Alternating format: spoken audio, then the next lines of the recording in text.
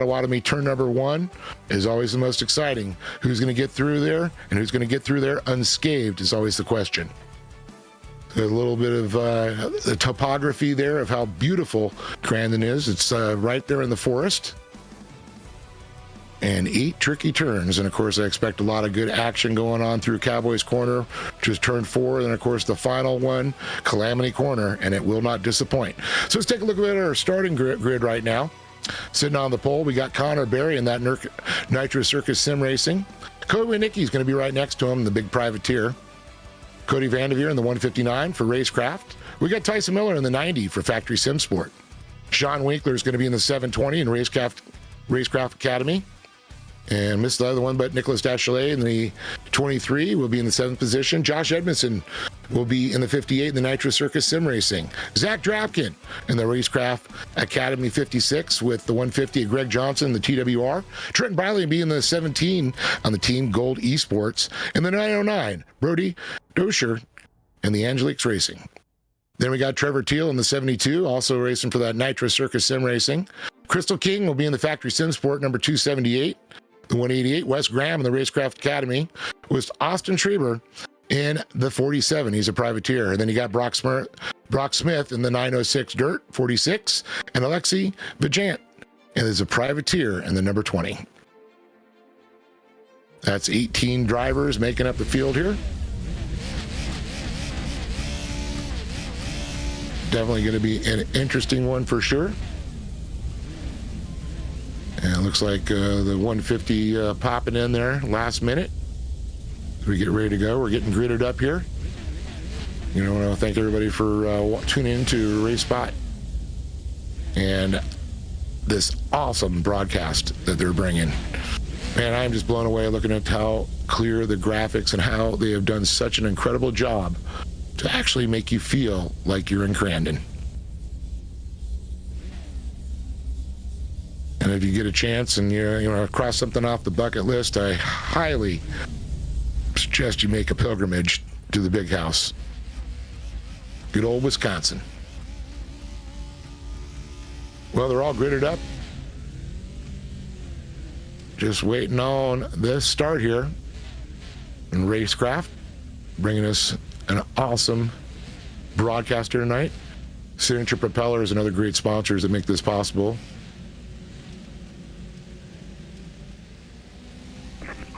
Green flag. And of course, CBR. And we're off and running. And I like to say, green, green, green. They head into Forest County, Potawatomi, turn number 1. 18 big trucks running down through there. Looks a little contact from a couple drivers on the wall as they come around the turn here. Who's going to be the breakaway? Looks like Winnicki was a good run there.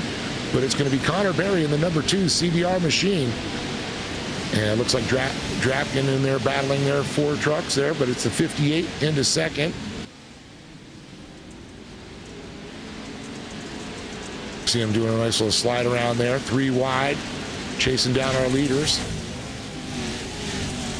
Got 1 truck trying to sneak up the inside. Body parts already flying there. So I like to call the souvenirs to the fan. Now we're going to get the lap 1 started. Here we go through Calamity Corner. And I saw a truck just spun around there. Connor Berry out front, Josh Edmondson running in that 2nd position with Drapkin, Winnicki, Swain, the top 5. Looking at Winnicki and the 21 of Swain battling door to door. Drapkin all by himself there in that Racecraft Academy. 3rd place. You can see Keaton Swain, that 21. Good shot, a little shuffling back there with Robbie Swan. And a truck goes off the track there. Not sure who that was. See him sliding down. 3 trucks pile up there on the inside through Cowboys Corner. The 46 able to make it out of there. Or it might have been the 45. That might have been Brent Smith. There's 21 of Swain and Drapkin side by side. Swain making the pass now, trying to drive past him.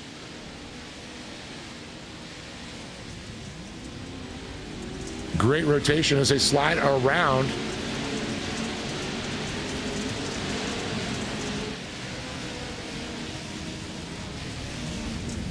Watching Drapkin and Swain still battle there for the third position. Swain has got by Drafkin now in the third spot. Edmonds still on the second. You can see Barry right in front of him. And a whole lot of footsteps with Wernicke, Winkler, Johnson, Dachelet, the top 8. Running our top 10, Cody Vanderveer and William Finling. And you can see the little tie up there from early on there, the 47 of Austin getting tied up in that one. And a lot of fiberglass line, a couple trucks flipping around. So we're watching the live down in the right corner. Cole Fisher, the 55, having to do a nice go-around. Seeing Wes Graham there in the 188. Oh, big time contact. It's like King unfortunately got caught up in that too. So as we're watching live side by side, the 9 of Wernicke battling with Drafkin now for the 4th position. Wernicke kind of leaning on that fender just a little bit, right up in the back bumper, moves to the outside. Drafkin trying to tie up that preferred line through the middle, sliding around. You can see Winkler trying to see if these two are going to take each other out or find a little daylight, try and get up in the battle there. Oh, big contact. Nicky goes around. And looks like Winkler able to hold on to it, keep it straight. With Nicky, he goes around, brings it back the right direction through Calamity Corner. That's one of the reasons we call it Calamity Corner. A lot of calamity going on there. Connor Berry still out front as we go back in the field there. You can see the 23 of Dachelet. Nicholas on the Factory Sim Sport.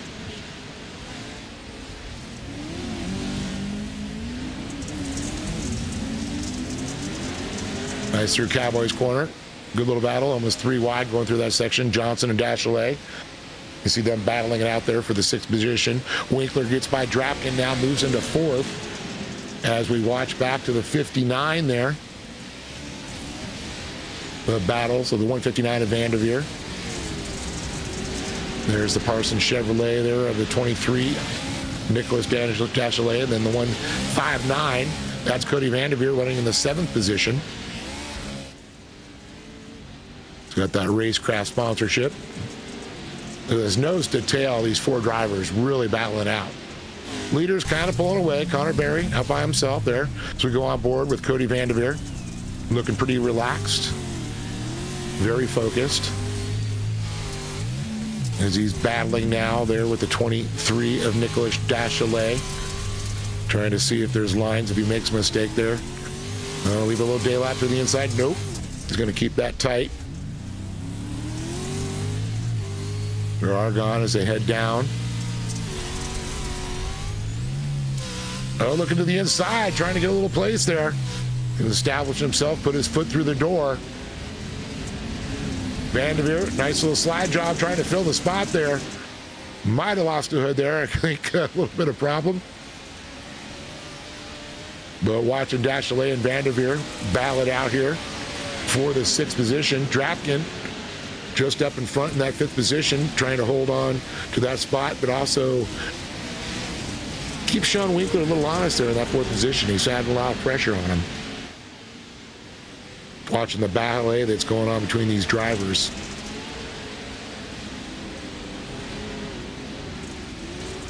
Nice movement around.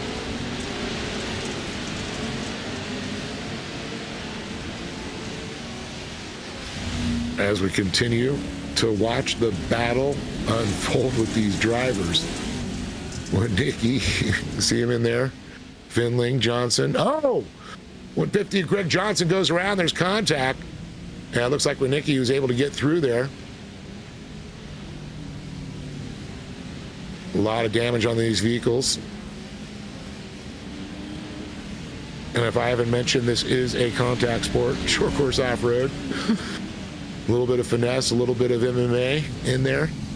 Now, we don't want to see anybody really take somebody out, you know, doing a pit maneuver. It's like side-to-side contact. Looks like the comp cautions come out. We're halfway through this one. 5 laps down, 5 to go here. The World Cup here for the Pro 2s. Connor Berry, our current leader, in the number 2, followed by Josh Edmondson in the 58. 21 of Keaton Swain. John Winkler in the 720, and Zach Drafkin in the 56, rounding out our top 5. We go on board here with Josh Edmondson in that VR goggles, currently sitting in that second position. Josh Edmondson, a former winner of the World Cup, as well as Connor Berry. Both of those have one World Cup win under their belt, but Keaton Swain, he's got two. I know these two are going to be going for their trying to get tied up with Keaton Swain there, as we allow one of the drivers to come around and tag the back of the field here. Get back on the lead lap. Our great sponsors like Dirt Sports World, which I may or may not be partial to. Racecraft, as we're taking a look at Sean Winkler in that fourth position. Getting ready to get that real estate leg in the door. Driver's sitting there. This is the hardest part, sitting and waiting. Waiting for the rest of the field to tag the back. So we go back a little bit farther from fifth place. So we talked about Drapkin in fifth. Then you got Cody Vanderveer in sixth, by Nicholas Dashalet in seventh. Cody Winicki eighth. Robbie Swain in ninth. And Greg Johnson riding on the top 10. Followed by Finling, Miller, Vigent, King, Schreiber, and Soros. And it looks like Brent Smith, James Burke, 17-18. And it looks like we're back underway. Connor Berry will lead him around. The young man with the target on his back.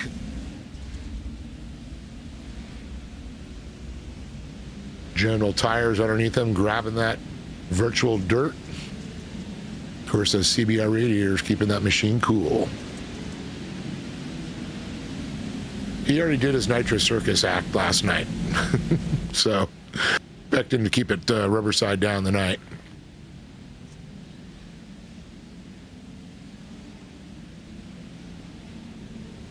Coming up to the start zone here, underneath the Red Bull Tower here, Crandon World Cup. And we are green, green, green.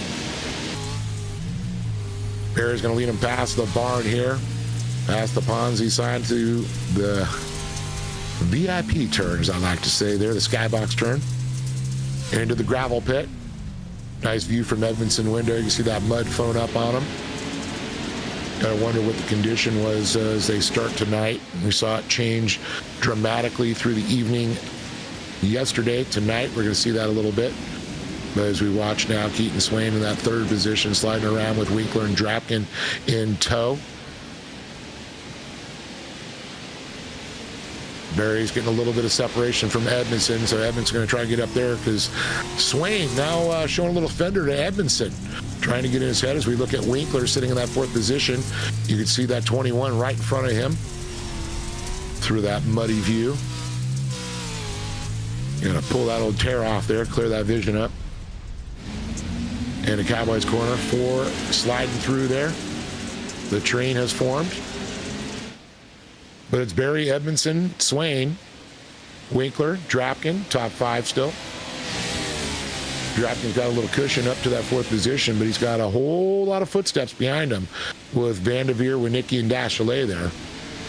See these guys pitching it, getting ready for that turn to slide around. Under the Ponzi sign there, skybox corner coming around. This is always a good line here through the gravel pit that Connor has. It's hard to pass him through this section. He keeps that middle preferred quick line, keeps it up. But look at this. Swain got a good drive off there. Not enough to get up into Edmondson's bumper.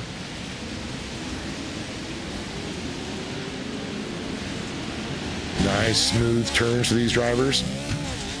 Knowing it's not called Calamity Corner for a reason. We got Connor Berry, the Nitro Circus Sim Racing on Bird. Of course, Nitro Circus, famous Travis Pastrana. Got his Nitro Circus team. So cool. Great shot there looking back at Edmondson. Man, talk about a pack of dogs chasing you down. It's like somebody tied a T-bone steak to his bumper and they're all chasing him for it.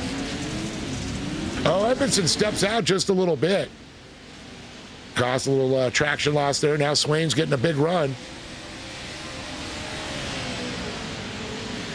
trying to get the inside. Edmondson's not out of this.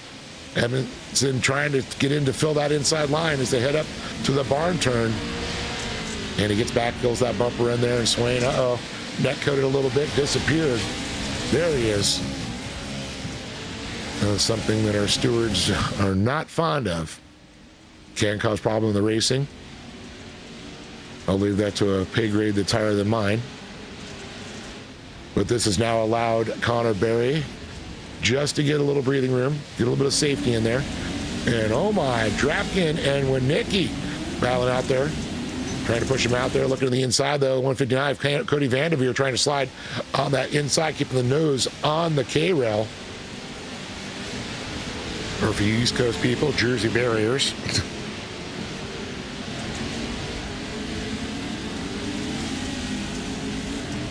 Drapkin looking very smooth, trying to keep Winnicki off of him. Problem is, when you got that much pressure from behind, you kind of lose sight of the driver in front of you, and he needs to get up there. Winnicki's really turning the pressure up there. See, Drapkin is just so focused, trying to hold on to that fifth position. Winnicki just right there, turn for turn. Right on the bumper, goes around the outside. Drapkin loses his hood, goes into his vision, tears off, flies off. Whether he's just shedding weight now or becoming less aerodynamic, we'll have to find out as Winnicki continues to try and reel him in there with Vanderveer hot on his tail right now. Then you got Nicholas Dashley in the 23. You know he's going to be feeling full of pressure. We look at Vanderveer. Very emotionless now. Stone face, scanning. Edmondson. And Swain battling still for that second position. They are door to door, side by side. And look at this. Edmondson trying to get it back, but Swain now moves into the second position. Edmondson back to third. The two-time champion getting by the one-time champion now.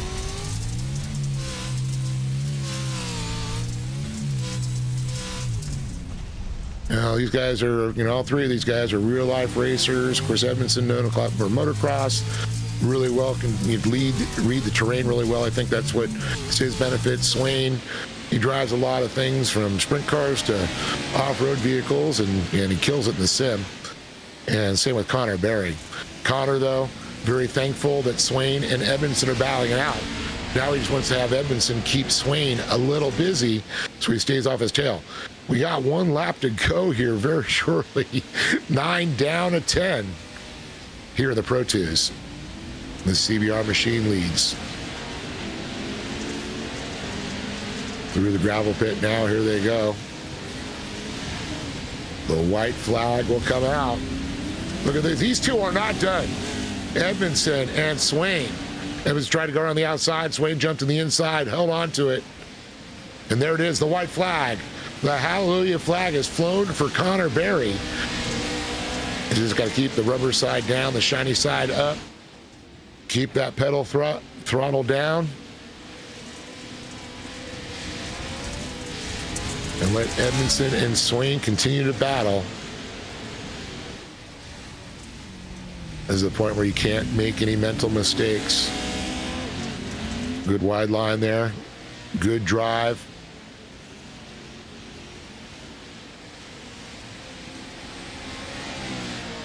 Good gap back there. Almost a full second, as we're seeing there, 9/10. Hence it changes quite a bit. Berry, Swain, Edmondson, Winkler, Drapkin, top 5. Coming around, Drapkin still feeling the pressure for Winnicki. Definitely in defense mode. Connor Berry in win mode right now. He flipped the switch. Connor looking the usual relaxed Connor Berry he is. Slicky slides it around. There it is. P1 for Connor Berry. Keaton Swain's going to come across in second. Josh Edmondson third. As the rest of the pack comes around with Winkler, Drapkin, Winnicki, Vanderveer, Winnicki, Dashley, Swan, and Miller, the top 10. What a interesting Pro 2 race for sure it is. You can see the 45 there at Brent Smith sliding around. Got to throw a big congratulations again to Brent Smith getting third, and Crandon at the World Cup there in real life in the Holcher Racing Pro Light. So Connor Berry, the winner here in Pro 2.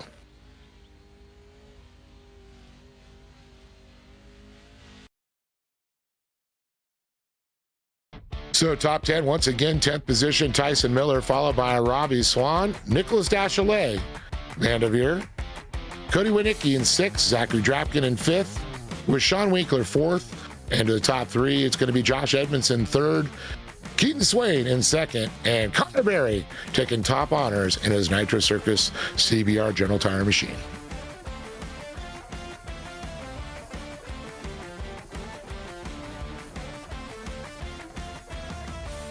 So we're going to look a little deeper here. William Findling in the 310 was 11th. Crystal King will be 12th.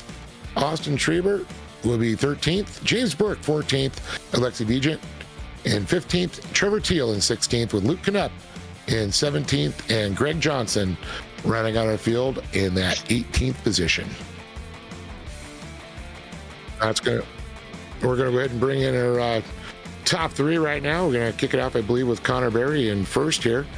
Connor, back to your winning ways, but you still got that monkey in the back, Keaton Swain, who was 2nd.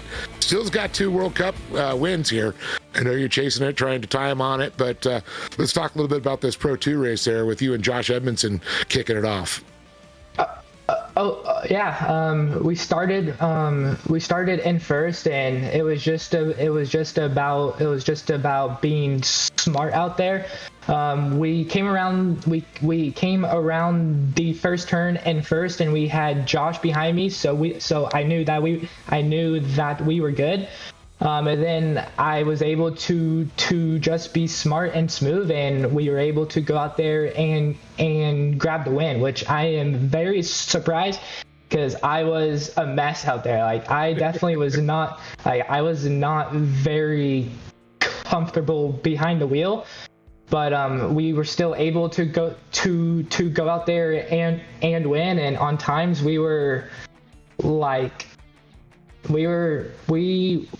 that fast, so I'm glad that we were able to go out there and win. And now we have to go try that in the Pro 4 to try and get a good starting spot for the big finale. So feeling that pressure after the caution flag came out, the restart there, Keaton Swain started to become a problem for Josh Edmondson. When you started to get that gap, did it take a little bit of that pressure off, going, okay, I messed up, now I'm clear, now I can feel a little bit more at ease? I would say it didn't, because I was just a mess out there. I about crashed inside the cowboy turn a bunch. So it was bad out there, but I'm glad that we were able to go out there and still get first, and Josh got third. So it was a good day for our team in the Pro 2 Cup, and now we have two more to go. So it's going to be a battle, and it is far from done. Well, a third of it's over now. 2/3 still to go here, and I know some great people behind you. It's going to get you there. For sure. I want to give a big thanks to my teammates. They have been a big help, and we are doing some pretty cool things out here. So I want to give a big thanks to them. A big thanks to CBR, to General Tire, and to you guys for this stream. It's definitely cool that we are able to be here, and it is a good time. Awesome. Congratulations again, Connor Berry, everybody. So we're going to go ahead and try and bring Keaton Swain in here, second place. Do I got you, Keaton?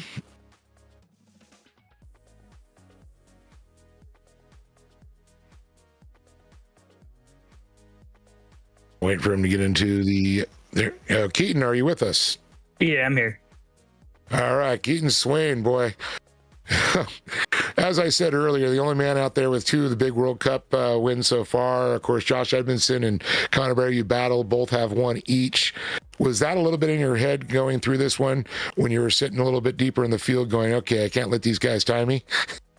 Yeah, absolutely. You don't want to let them catch up, but yeah, it was a good race. I knew Connor had a good starting spot because I gave him the pole after the invert, and I knew it was going to be tough from the 6th spot to get a good start in the Pro 2. It's not the best starting slot, but kind of made it happen. Came out, I think, 4th or 5th, and then just started to be smooth and don't make mistakes, and was able to get up to 2nd. So I think that should be a pretty good starting spot for the big one later on. Yeah, we watched you move on up through Drapkin when he was sitting 3rd. You got by him, then your sights were set on Josh Edmondson. And of course, at that point, you could see where Connor was. Does that, okay, I got by there, now I'm in 3rd. Is that a sigh of relief, or it's like, oh man, I got to turn it up a little bit more? Yeah, when you can see him, it's always good, and it's really hard to pass in these trucks. So my main goal is to try and get past at least Josh at the mandatory. I was thinking my only goal is to try to get at least past Josh there, because I knew in the Pro 2 versus Pro 4 race later on, Connor's going to be running the Pro 4. So that should give me the pole for the Pro 2 and the big one later on. So that was my main goal, just get 2nd. And I think if we had a couple more laps, we could have had something for Connor there, but just ran out of time there. Well, I guess the cat's out of the bag. You're racing Pro 2 and the Cup race there for sure. So that's going to be interesting. And we've seen it in real life and everything. It's a big gap to make up for those Pro 4s. And, we've seen quite a few times the Pro 2 takes the win. Yeah, it's all going to depend on the gap and then how cleanly the Pro 4s can weave their way through the Pro 2s. It's going to be interesting for sure. It's always hard to get it right because you never know. Anything can happen between the amount of trucks on track and the track state as well. So it'll be interesting to see who comes out on top. All right. Well, I know there's a lot of people that help you out in this racing here, and I know you probably want to give them a little thanks. Yeah, I'd like to thank Sim Coaches, always helping me out. Everyone on my team, Factory Sim Sport, of course, all these people that help put on Connor's League races and special events. It's always good to see more people jump into the sim world and help out a good series. So thanks to all of them as well. Well, congratulations, and can't wait to see how you do it in the big Cup race later on the night. Keaton Swain, everybody. Thanks. Keaton Swain, and now we're going to move it on to Josh Edmondson in 3rd place. Josh, are you with us? Hey, Dave. Yep. How you doing, my friend? Oh, doing pretty good. Just hopping in this Pro 4 right now. I didn't really plan on racing it. I didn't even practice or do the qualifying yesterday in it, but might as well send it from the back. Yeah, we saw it. Unfortunately, you had a little issue right away and pulled off there, so I think that's going to be a definite challenge. But let's talk a little bit about the Pro 2 race. I know it was a rough one there. Your teammate in front, you guys were 1 and 2 running through there, and then Drapkin was right behind you, and all of a sudden, I don't know if you had your spotter or somebody telling you, here comes Keaton Swain. Oh yeah. No, I had the relative up, so I could see Keaton got into 3rd there pretty quick, and I know he's fast. Knew he was going to be there, so I was just kind of being patient through the comp caution. I wanted to get a move on Connor before the comp caution, but I made a mistake and wasn't able to do that. And then Keaton was right there on the restart, and I don't know what happened. I haven't gone back and looked yet, but we collided over a barn jump, and I got some wheel damage there, which was probably slowing me up, holding him up. It seemed like, and he made a good move. It was a good battle for 2nd. Unfortunately, I couldn't hold on to 2nd, which would be starting on pole for the Cup race, which is a big advantage, I think. So a little bummed about that. I wish that race would have went better, but overall 3rd place, can't be too mad about it. So definitely with Connor, of course, you're going to be running that Pro 4. You're thinking Pro 2. You got Keaton Swain. You're going to be right next to him. Yep. And you guys, he's got 2. You got 1. Connor's got 1. So I guess that's a little bit, little fire underneath you, I bet. Oh man, it feels like it's always up 3. You throw Cam Peterson in there, and a couple other guys. Winnicke's been there lately. There's but I feel like Keaton and Connor and I have been battling each other for years now. That's but it's great. We always race each other, clean and with respect, and this is short course racing, so there's some contact there, and I don't think Keaton did anything wrong there. But just unfortunate. We weren't able to hang on to it.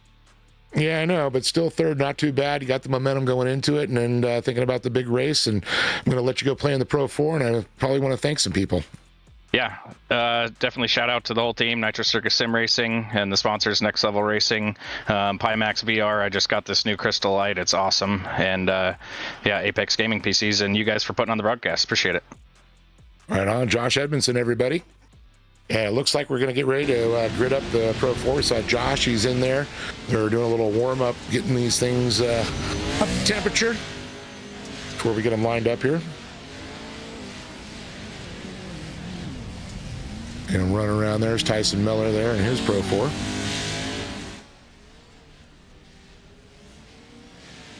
Good little run there. Unfortunately, I don't think Joe Peak was able to get his internet back up and running, so I think we might have somebody else jump in here for you. So, oh, it looks like Wes going to jump in. All right. It's going to be pretty great to have somebody else join in here. It's been a good time. But always great having another commentator with us. What's up? So you can see the Terminator. Oh, okay, we got an interview. Wes Grant, how you doing, man? I am better now that I'm out at a Pro 2. It looked like a rough one for you out there. It looks like a lot of beating and banging went on. Yeah, it was definitely some questionable stuff there. I mean, we got a great jump off the start and got up to P9, crossing the line to start the first lap, and just got cleaned out and turned in front of the field, and tried to make it up, but I mean, I wasn't really expecting much out of the Pro 2 race for myself because that's not what I'm aiming on here. I'm really looking forward to this Pro 4 excursion, though. I think it's going to be a pretty fun time. Just got to get off the line and get down the hill and hopefully not get caught up in anybody else's stupid. I've been meaning to ask somebody. I mean, in real life, I know how difficult it is to go from a Pro 2 to Pro 4, but in the sim, I'm sure it's the same difficulty.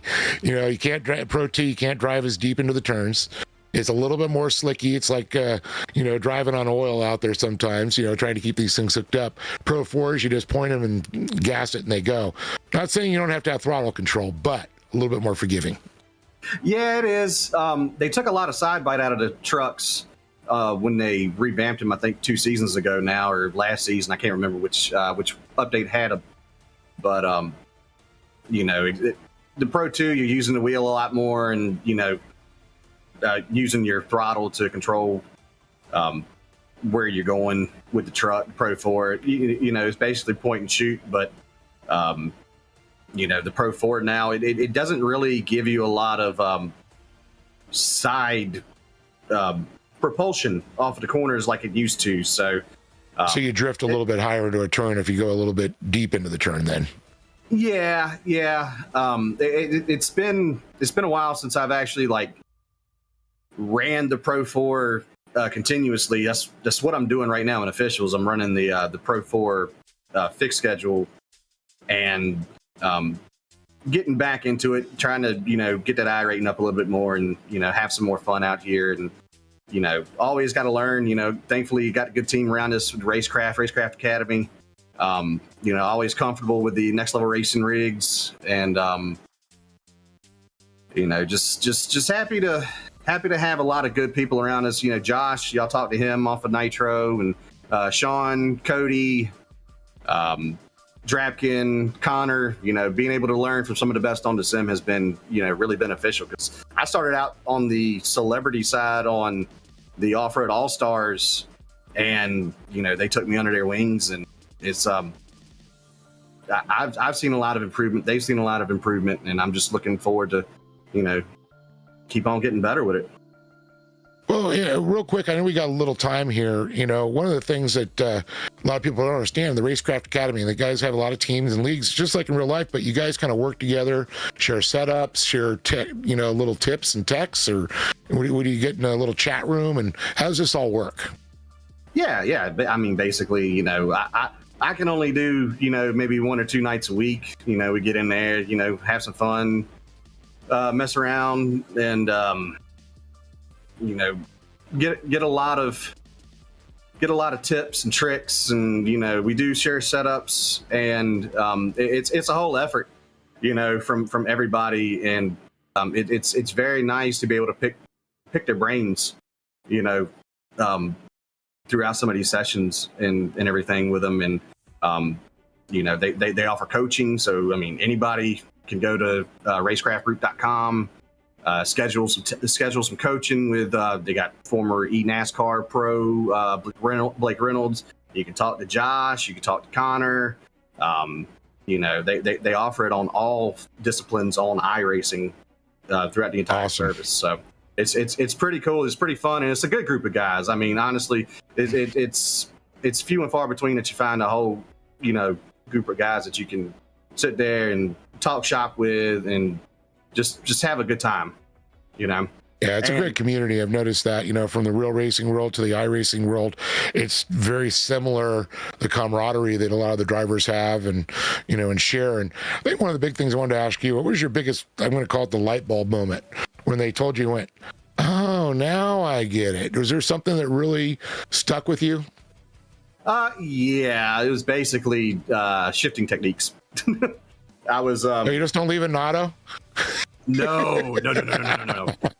Basically, you can see it on everybody's camera when you're cycling through everybody's onboard. I was sitting there running all of my off-road stuff one-handed, other hand on my sequential shifter. And, I switched to the flappy paddles and things got a lot better. Oh, yeah. Yeah. I got on my wheels too. And I was playing around with it and I'm like, okay, that just, putting you in the right gear coming out of corners and, Yes. downshifting into it. And instead of braking and sliding, you're able to use the motor. And it's really smart how they were able to do that. Oh, yeah. 100%. The technology. Oh, 100%. So, and of course, it's a lot easier in this Pro 4 to ever get ready to race too. So, y'all will hear it on the onboards, those of you that are watching at home. So, well, it sucks on our broadcast. We don't see the shifting of the gears. All we see is R. And I'm like, well, that's not reverse. That's race mode. That's race mode. Yep. There you go. Well, Wes, I wanted to thank you for joining us, talk us a little bit about that. It's great to hear, what's going on there with the Racecraft Academy. And I want to say good luck to you tonight and have some fun in the Pro 4s. And man, it's going to be a fun one. Yes, sir. It's always fun to have fun. And again, shout out Racecraft, Racecraft Academy, Lex Double Racing, and all of the guys involved with all of the efforts that are happening throughout all of the disciplines on iRacing. Appreciate y'all putting on broadcast. Can't wait to go back and watch it. Right on. Wes Grab, everybody. The Racecraft Academy. I guess we might have another interview. We got a little time there. I guess we got Cole Fisher going to come and talk to us a little bit. Cole, do we got you? Yeah. Cole, how are we doing tonight? Oh, we're doing good. Where are you located at? I'm down in Dallas, Fort Worth, Texas. So it's not too late for you. It's not like these guys where it's another hour later. No. It's only almost 9 o'clock. I still got to get out and go dancing tonight. Oh man, it's night's early, Thursday night. There you go. Yeah. So let's talk a little bit about what's going on tonight, man. You having a good time? Let's talk about a little bit of the racing. Oh yeah, have a good time. I don't drive the Pro 2 a lot, so I kind of struggled back in the back. Actually got a better start than I anticipated. And then just kind of worked through the field, spun out a few times, all that. But it was good racing. Pro 4 I'm a little bit better at, so I'm looking forward to this race. Yeah, it seems like you got a lot of guys that they're either a specialist in Pro 2 or Pro 4. And there's a few drivers that I know it just doesn't matter what they jump into. Is that a little frustrating sometimes for you? It's like, why isn't the light bulb going off? Yeah, it is a little bit, but it's kind of like if you don't practice in something, you're not gonna be good at it. And I don't spend the time in the Pro 2. I literally fast tracked myself to a Pro 4 and jumped in it. So it's kind of it. Yeah, it's frustrating that I can't get a hold of it, but at the same time, I didn't practice it. Have you reached out to any of those academies that like Graham we talked to earlier? I know you said that it's helped a little bit. Have you taken advantage of that, I should say? I know I've gotten a little bit of training from Tyson Miller, and then I've gotten a little bit of training from Josh Edmondson, but both of them like Pro 4 stuff around like regionals, nationals time. Yeah, it's one of those things. I mean, talking to Josh, those are some great guys for sure to learn. Was there a moment that you went, okay, that makes more sense what I was doing? I mean, we talked to Wes Graham. He said it was like you're going from a sequential shifter to the paddle shifters. Anything like that for you? More so like I was running in the wrong gears. Like maybe I was running in too low of a gear sometimes when I should be running a higher gear to get a little less of the wheel spin or whatever. So just kind of gaining that knowledge of like using the gas, using the pedal. I used to be a single footer, and now I've had to switch to a double foot that they've changed me to, and that's helped my racing style a lot too. Yeah, it's a big difference. A lot of, guys, if you're not running a clutch, type system, learning, the double, the 2 feet, or some guys you just throw it in auto and just hit the gas. Yeah, there's a lot more to it, working the brake and the gas pedal at the same time, I think is a little bit better advantage. And if you had to work a clutch, also a little heel toe. Yeah, right. Exactly. Luckily, you guys don't have to do that part. Yeah. Thankfully. I always joke with a lot of the drivers back in the day at Lucas Oil Off Road. It's like patting your, head and rubbing your tummy at the same time. That with both of your feet down, not pushing at the same time, keeping it up there. So it's kind of interesting. Yeah, exactly. So, what's your favorite part, of racing the Crandon course? In a particular part? I mean, I've done so many laps on this track. You kind of know it like the back of your hand. But I mean, a lot of it, going in, like having to like really critique yourself on how can I gain a tenth here, a fraction here, going into a lot of these like hairpin corners like Cowboy or Gravel's a little bit different, Calamity's a little bit different. Like they all have their own way you've got to get in there and hold your line, but also try to be fast coming out of them. Do you pick a corner and like even in like a practice session, just go work on that one corner, come back around, hit that corner again, hit that corner, just kind of work on it? Yeah, I do. Like, I'll know that I want to, like, say I want to work on Sector 1 or something like that. I'll work on Sector 1 really, really hard and just kind of, like, piddle around in the rest of the track and then get back and I hit Sector 1 again really hard when I'm working with the team and everything, trying to figure things out, and then compare lap times and sector times and all that. Just trying to figure out what's faster, what's working, what are they doing that I'm not doing, or vice versa. Oh yeah, it's just so awesome to have that feeling, and coming out of the corner, and if you got to set up for another turn, where the truck's got to be. There's a lot of stuff, picking your braking points, where are you going to get on the binders at, and when are you going to start to rotate. I'm sure there's a lot of. Do you pick marks on the track? Do you have them set in your head? Oh yeah, you got side markers of like what banner it is, what rock it is, what telephone pole, like what are you aiming for, a lot of that. You can definitely have that in your mind, in your peripheral vision. Well, definitely very awesome. Cole, I want to appreciate you for joining us. I want to say good luck to you in the Pro 4s. It sounds like you're chomping the bit to get there. I know we got about a couple minutes still to go here, but I wanted to thank you so much for giving us a little insight in your program. Yeah. Thanks for having me, and thanks for the Angelux Racing team and Dane Culver for helping me with where I've gotten to. Good old Dane, knuckles up, baby. Yeah. He's a good kid. So it's a shame he's not here, but we'll see you on the racetrack tonight. All right, I appreciate it. Right on. All right, a good time here with some of their drivers talking about what's going on, and you see the drivers and the Pro 4 still milling around the track here. Getting that adjustment. It was such a quick jump last night when they went from Pro 2s to Pro 4. And now they're getting a little time to do the adjustment and go, okay, I got to get back in my head. Before it was sector racing, then it was 8 truck shootout with 3 laps. Now we're going 10 laps here in Pro 4. So it's going to be real interesting.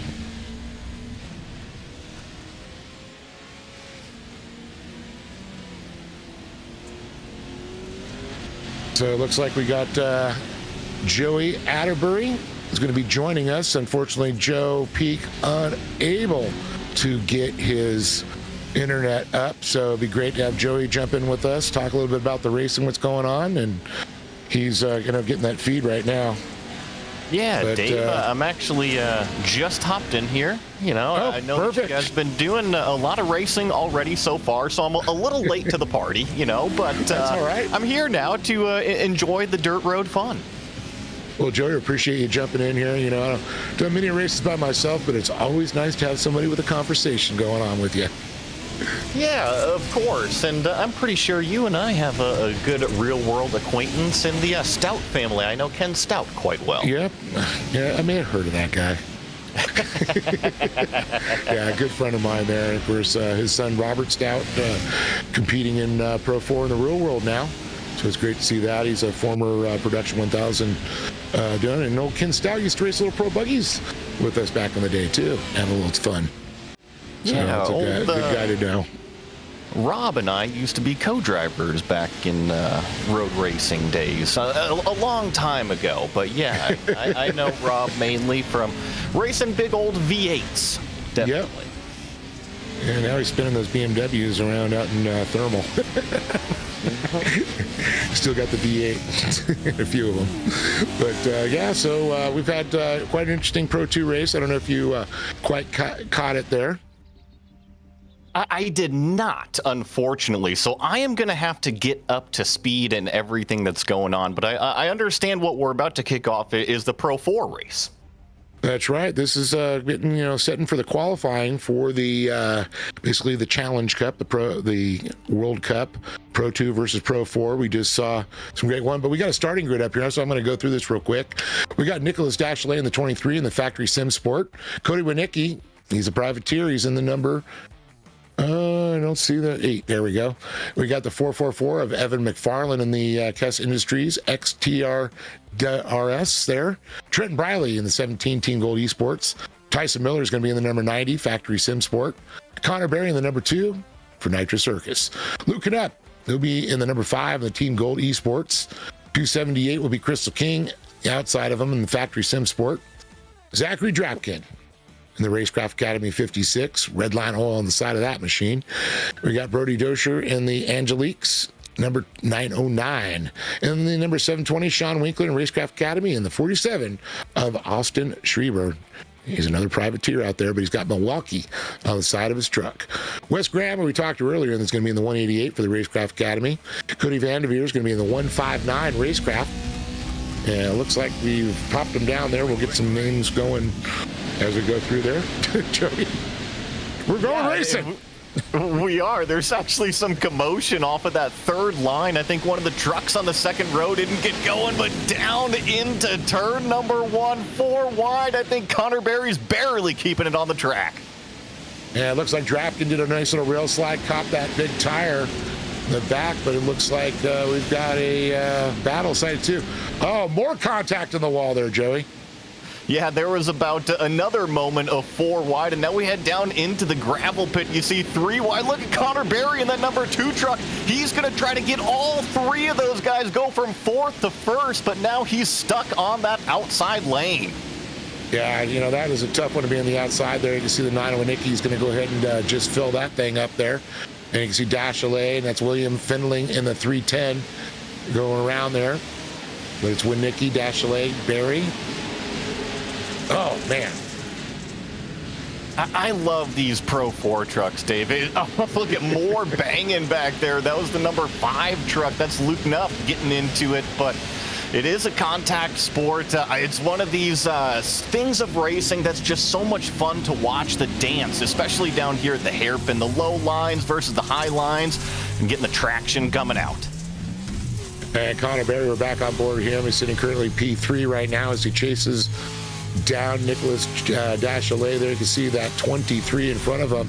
And a little glimpse there as he jumps. They split up there with Nicky, our leader. So he pitches sideways by the big barn there under the Ponzi, a logger's best friend. And they head to Skybox Corner here. Now, Joey, the gravel pit, you mentioned it earlier. This is a tricky one here. Any thoughts on this, on the lines or setups? Well, it's constantly changing, especially in the sim, too, right, with the track state and everything. It's a corner that I personally always have problems with. I can never judge the entry speed, right? You know, it's a combination of getting the yaw rate combined with the entry speed, and then also nailing that late apex, because if you turn in too early, you're just going to find yourself washed way up there. So if you're talking about gravel pit specifically, Dave, it is one of the problem children for me here at Crandon. Absolutely agree on that one. When you say yaw, back in the, a lot of these guys will back it in there and get a little sideways, and then you just got that side slide. Your wheels are spinning, but you got no forward momentum, and that's always a tough one to get. It is. Yeah, this is the replay from the start here. There was a couple trucks that ended up on their roof. I think Zachary Drafkin was the one that went 50-50 and then hit the inside tractor tire right there, and that's never fun. That thing weighs a bunch. Oh, yeah, definitely. I remember I was at mine, Spaccarelli, hit that in real life and watched him go for a ride, and I think Johnny Greaves has made friends with that tire a few times. I mean, you see how big they are. I know Pro 4 trucks, especially here in the sim, they weigh 3,000 plus pounds, 4,000 pounds. You think you can move it, but no, it is going to absorb it, and you are going to go for a ride. Well, as we're watching go through Calamity Corner here around again, out and they're shooting, it's still Cody Winicki, Nicholas Dachalet, Connor Barry, the top three, followed by Luke Knupp now has moved into the fourth position. And look at this, Crystal King. She's up into the top 5 with Edmondson, McFarland, Miller, Burke, and Graham, the top 10. She's going to try to chase down that top 4, but it is really busy. You're right here with Edmondson, McFarland, Miller as we head into the hairpin. I'm surprised that they've been as well-mannered as they have been as we're getting some more of these shots here. Looks like Kirchmeier. Maybe just not so much for the gravel pit, right? Yeah, I was going to say well-behaved. Well, great shot there coming around again as we go back live, the full picture here. As we watch the pack, we're a little bit deeper there with Edmondson and Miller, and they're trying to chase down now Crystal King. You can see she's got a lot of company, a lot of footsteps behind that young lady. I'm a true racing nerd out here, so I'm loving the way this race is kind of developing with the top 3 trying to run away and kind of settle it all for themselves. And then we've got 2 stragglers with Knupp and King that are really trying to catch the back end of that 3-pack out front. And if this 3-pack does start to battle, I think it will draw in those immediate 2 behind him, and then you see that huge train that Josh Edmondson has behind him. So I think if these top 3 are smart, which they are, they should play neat and tidy for a little while. Now, one of the things I've noticed is when you start racing with somebody, they can either, speed you up a little bit or it can slow you down. And in this case, I think these guys are going a little faster, but you can see, you talked about that gap back there, Knupp, you got King, they're kind of by himself, and then Edmondson, waiting for that accordion to go. We can go on. We're on board right now with Luke Knupp, by the way, who's sitting in P5, trying to chase down Connor Barry, who's now moved back to the 4th position there. Dachalet made the pass into 3rd. You talked about having the other trucks kind of almost as a reference, right? Sometimes drivers go a little bit faster with other trucks around them. I find that some drivers, they like the carrot out in front, right? You can kind of use it as a reference. And some other drivers like having a completely clean windshield so that way they can see the track and attack it exactly how they want.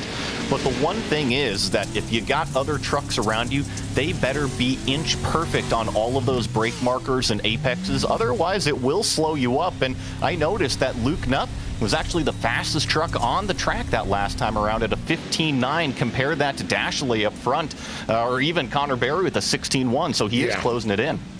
Yeah, he is. He's picking it up there. Well, we've hit that comp caution now. Time to re-rack them, stack them.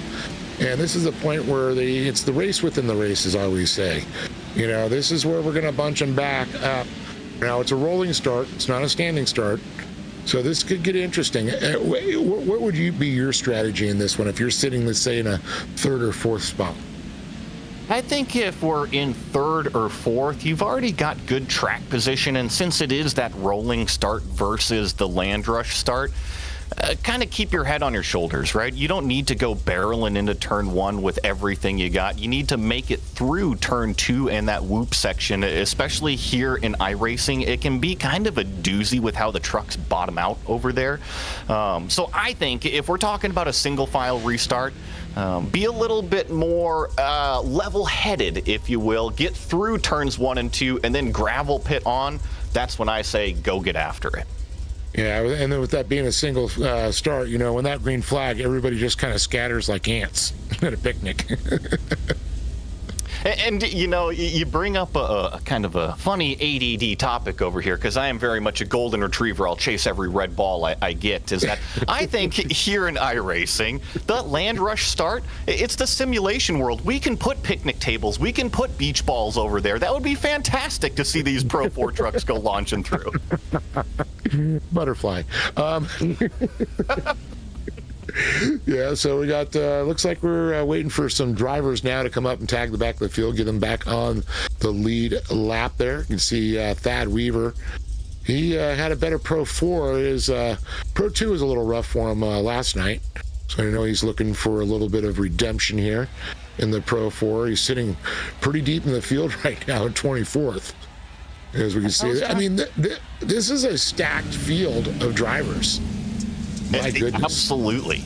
Yes. And before we go green, not to cut you off at all, but I recognize a ton of these names from the iRacing World Championship that we just had a couple weeks ago. Oh, nice. Anyone, which one you're thinking to your head right now that stick out? Oh, I mean, all of these guys. I think the ones that are here that weren't at the iRacing Championships that stand out is Edmondson. I was surprised not to see Josh over there. Yeah, that's the one I would be expecting to see for sure. Josh is definitely a player in this world for sure that is a force to be reckoned with. He's got to clean his visor. Always fast. Yeah, Nick Dashley has been fast. Cody Winicki, though, I'm very impressed with him jumping out front and holding on to that lead. Because that's, talk about the pressure. When you're out front and you've got a Dashley, a Barry, a Knupp, King, and Edmondson behind you. Oh, we're running. We are back green flag racing, so it is Wieniecki out front. Dashley in that number 23 right now is the green is on the racetrack. But I like to think of what you were mentioning, kind of like the teacher looking over your shoulder or your boss kind of inspecting the work that you're doing. And if you don't hit every single apex right, well, guess what? He's going to tap you on the shoulder, and he's right there to tell you that you did it wrong. Except it's a 4,000-pound truck. Yes. Oh, you see a nice little move. Trent Briley trying to get on the move there on the 67 of Hank Soares there. Soares still holds on to that 13th spot there, lucky number 13. So we go back up front looking at Dashley in the 23. And he's got the pass on Winicki at a Cowboys corner. He did an excellent late braking maneuver into the hairpin and then was able to kind of slide right in front of the bumper of that number 9, put the power down, but I'm seeing Wieniecki far from giving up right now. It always reminds me of Sammy Swindell in the slide job. Got to throw some sliders every now and then. We are in the dirt, right? Yeah, definitely. And speaking of slide jobs, we've seen quite a few happen through the gravel pit here right now. Nobody's in that position yet, but you can see Wieniecki trying to fill that line there, keep Connor to get by him. But Dashley now, he's going to get his elbows about 10 feet wide there. You mentioned the accordion effect earlier. There was almost a big-time accordion effect between these front three. Connor Berry got into the back of the 9, which was into the back of Dashley, our leader. So thankfully it wasn't heavier contact, but it's almost deja vu here, Dave. I'm seeing the top 3 try to break it away again. Yeah, I can see Knupp trying to keep up and get back up on the pace there, but that gap is starting to develop there. I think these top 3 pretty much are going to break away again, like you mentioned. All pretty even. Putting that power down, coming out of the hairpin, checking on one of this battle a little bit further back here. You see there's a big slider, maybe even an elbow or two. 67 truck. Oh, and there's more contact down the straightaway. Yeah, Hank Soares, we're on board right now with Cole Fisher. He's in the double nickel there. He's sitting a little deep in the field there, back in 16th. I mean, it's dirt racing. It's sometimes the luck of the draw, the start, if you get a good start, you're going to have a good race. If you're back in the back, you're just going to have a battle all the way up through there. Talked about those sliders. There was one right there. I think that was Brody Duscher in that 909 getting by Cody Vanderveer in that red, white, and blue truck here. So that was a big-time commitment move, and now kind of leading in on him, coming over and crossing start-finish. Yeah, I saw him trying to do another grind on that wall almost. He was getting a little pushed into the corner there, feeling a little pressure.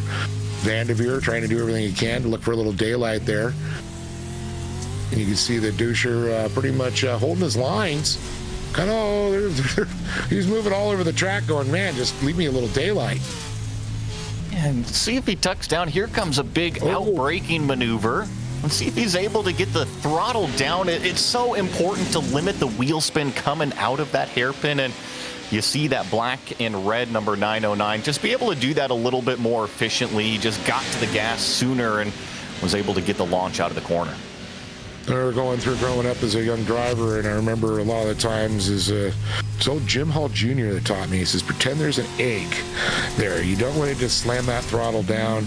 You know, you got to be smooth. You got to get down. And that's where it keeps that wheel spin that you're talking about. Throttle control. Absolutely. What do they call it? EUT, egg under the throttle, right? You squeeze it too much. Yep. Yeah, and it just, all of a sudden, you got a mess underneath your pedal. Speaking of a mess, gravel pit was 3 wide. Yeah, that's getting a little busy out there. When you got this many trucks in the field, it's just definitely going to be a little contact. You can see Swain looking like a pinball out there. He's already mentioned he's going to be on the pole there for Pro 2, so not so much a factor going in the Challenge Cup, but it would be nice, I'm sure, if he could feel a good finish here in Pro 4. You can see Cole Fisher on board. He was battling there. And whoop, right in front of Swain, off he goes. Definitely had a little bit of contact in that right rear on a left-hand turn. That's not going to help. Oh, we got more problems there. I think that was William Findling, the 310, all crossed up on the straightaway, headed down towards the hairpin here. So kind of, as you were talking about, deeper in the pack, it is a mess back here, and it's almost like these guys and gals that are racing harder than what they are up at the front. Oh, yeah, definitely. When you got that many trucks there, and you can see from the fiberglass damage, there's been a lot of contact. Nothing that's been very obvious, changing the attitude of any of the drivers, maybe a little help. I'm sure, sometimes you get a little help from your friends. This is Hank Soros. Yeah, good. Yeah, nice little slide job there. Yeah, I think that was Austin Schieber. You might have to correct me if I'm wrong over here, but definitely got out wide, way into the dirty stuff out there. Yeah, and that's dirty stuff is like the marbles. It's where it throws all that dirt and it kind of balls up and gets a little slick. And that, it happens on asphalt and happens on dirt. And, I'm sure you've experienced it in both.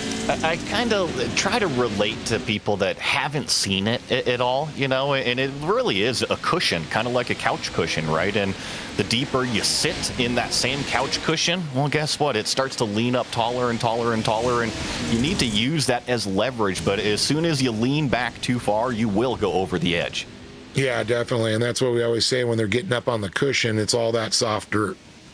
That's what we refer to that for the folks at home.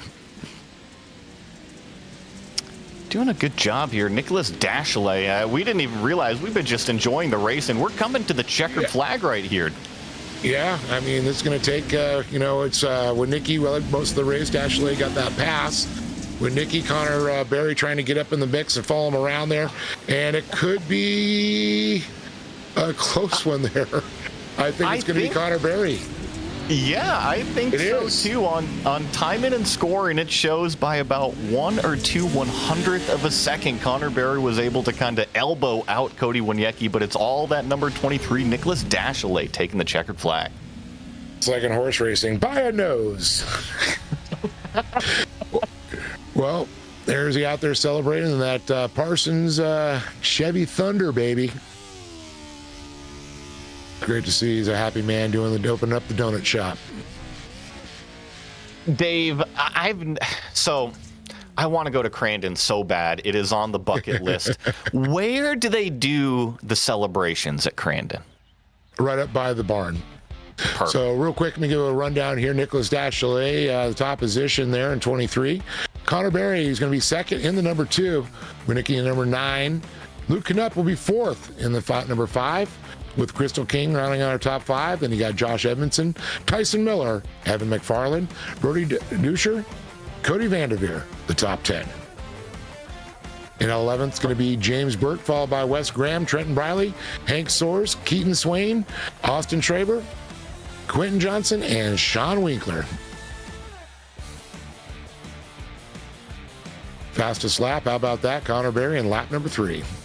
But get back to it, if you look at the red barn, it would be just to the one facing coming at the Red Bull sign over there. It's a built-in stage up there, or it's a trailer they bring in. It's awesome. It's Crandon is on the bucket list. I want to get out there for the World Cup so bad. I'm fortunate enough to do a lot of work with Roush, and they build a lot of engines in these pro trucks nowadays. Oh, yes, they do. Yep, and so I've been bugging Jack Jr. quite a bit. Hey, 24 has already gone by, but 25, let's go do it, What was it, Ron, one of the guys? Do it. All right, so we got our winner here. We're going to bring in the Parsons Chevrolet, number 23. Chevrolet, what's up? You got the win. Yeah, I finally win an iRacing short course race. Not just a heat race, finally win one. You got the monkey off your back, that's for sure. Boy, let's talk about this race. I mean, when Nicky, jumps out there, he's leading, you're on him, then you got Connor Berry moving up through the field. Were you just laser focused on that number 9 in front of you? Yeah, I was just following Cody for that first half of the race because I knew if I tried to make a move, Connor and Luke would be right there to pounce. So if I even get a little bit sideways next to Cody, I knew I was going to be in trouble with Connor and Luke. So I kind of just rode behind Cody there until halfway, and then coming around Argonne right after the halfway, he got a little sideways in Argonne, and I was able to sneak up underneath him and put a move on him in Cowboy, and was able to hold him off till the end. Yeah, that was a nice move. We watched it going through there, and then the pressure of Connor Berry, is back there trying to push him a little bit.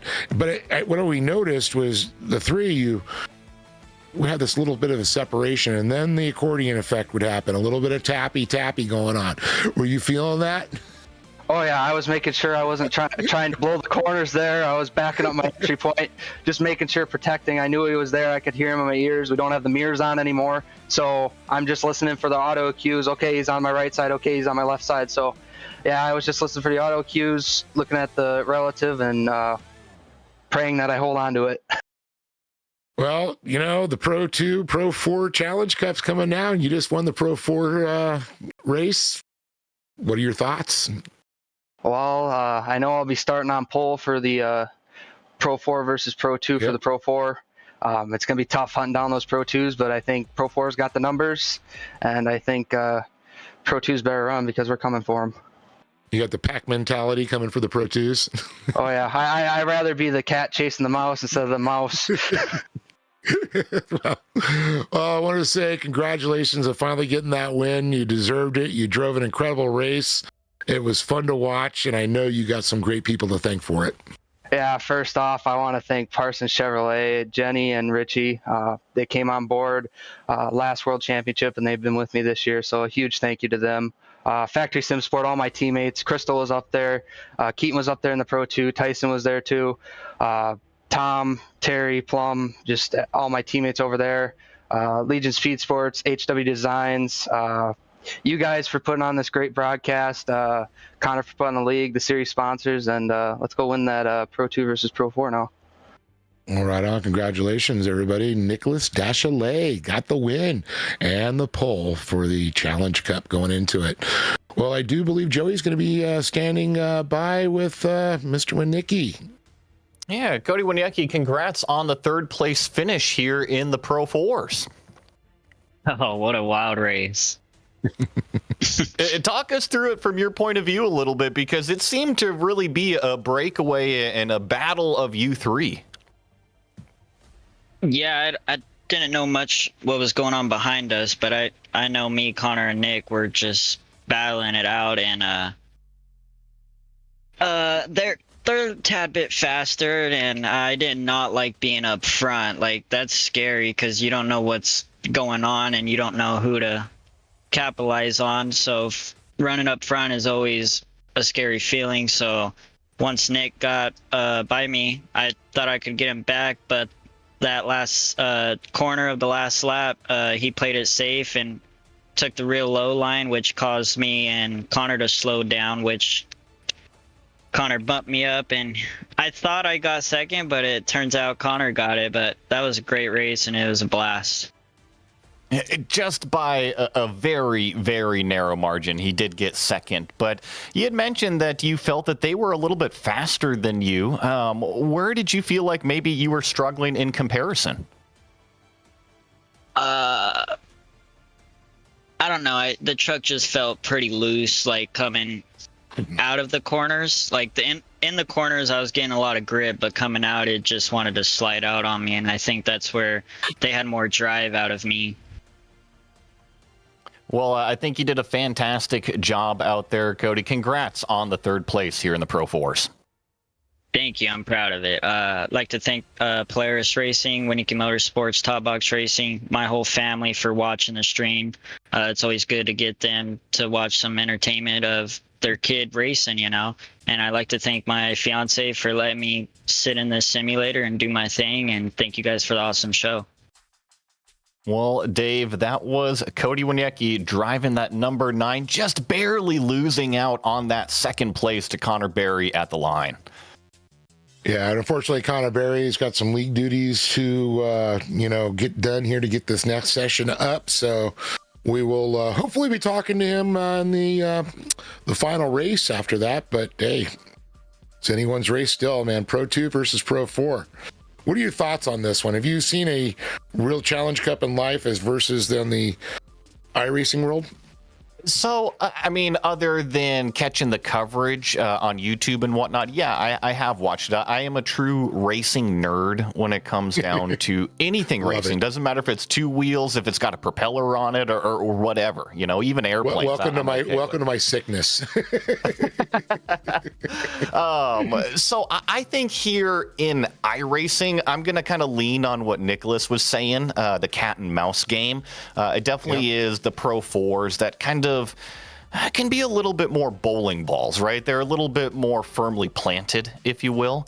And so, yeah, I think if you're a Pro 4, it's a little bit nicer to be in one of those rather than trying to run away from the hungry pack. Well, if you're going to be a mouse, you're going to Pro 2, you got to be Speedy Gonzalez for sure, because this Pro 4 is going to be coming. But I'll tell you, I've seen it many times. The Pro 2 take the win. There's a lot of trucks to get through, and doing it cleanly is another thing in itself. And just kind of to touch on that really fast, the right driver in that Pro 2 is just awesome to watch. And if he's got a clean windshield, or her, if she's got a clean windshield, yeah, it could be tough to chase down. Yeah, I'm not sure. I know our only female driver out there, Crystal King, and I think she's going to probably go in for a Pro 4. She didn't have a good qualifying or run in the Pro 2. And I'll tell you, she was killing it in the Pro 4 tonight, having a heck of a race. She's always. I had mentioned covering the iRacing World Championships, and she won one of the super qualifying sessions. Unfortunately, luck was not on her side during the actual race sessions, but she definitely showed up during the week.